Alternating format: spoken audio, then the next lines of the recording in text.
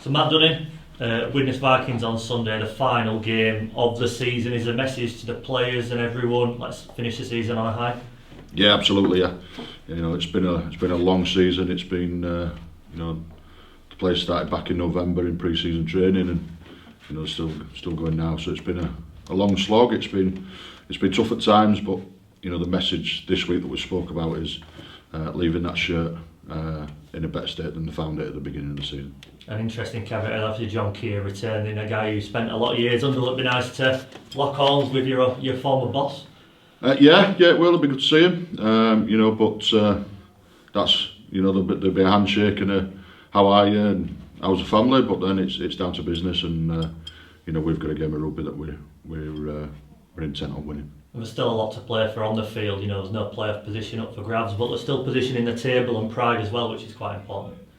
Absolutely, yeah, and it's one last chance for us to give our fans that have followed us all year, something to shout about as well, and send them off into pre-season with a positive. So that's exactly what we'll be aiming to do. With everything the club's got going on Sunday, the emergency service, it's looking like a bigger crowd, one of the biggest of the season. So it's a chance for everyone to unite one last time for the players who are leaving, to say thank you, farewell, and put on a really good show for the last time in a Bradford shirt.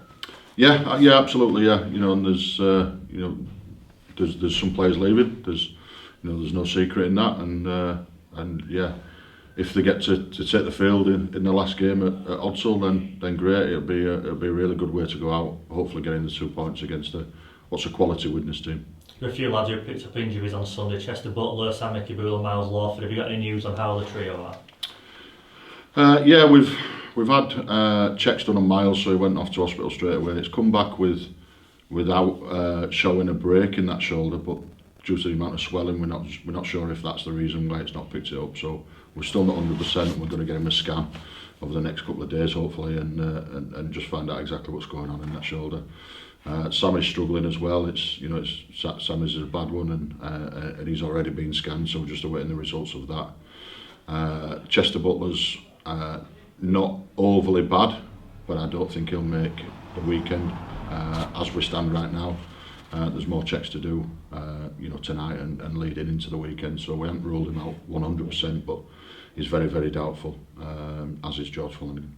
With everything considered, what can we expect in terms of names for the 21-man squad you'll be announcing tomorrow? Good question. We've just lost Thomas Doyle to a 3-match suspension, so the RFL match review panel strikes again, and he's got a 3-match suspension. So it's looking like Thomas Doyle will be out unless we look to challenge that there. So we've got a decision to make on that. There's going to be some people up for selection. There's still some bumps and bruises, that we've got to check on. There's still some people that are touch and go, but there's some reserves lads and academy lads waiting in the wings if needed to be called up.